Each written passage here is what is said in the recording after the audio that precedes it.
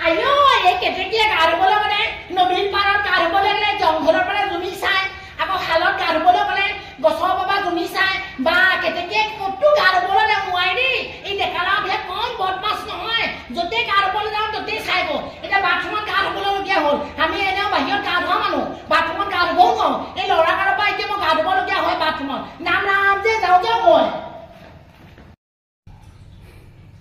ও কেতেকি এই বাথৰুমত গা ধুবলৈ মাজে তাইক জুমি চাবচোন ৰ তাইও মুখখন বৰ চোকা নহয়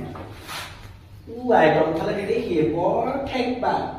ওপৰফালে চাওচোন নেদেখিয়ে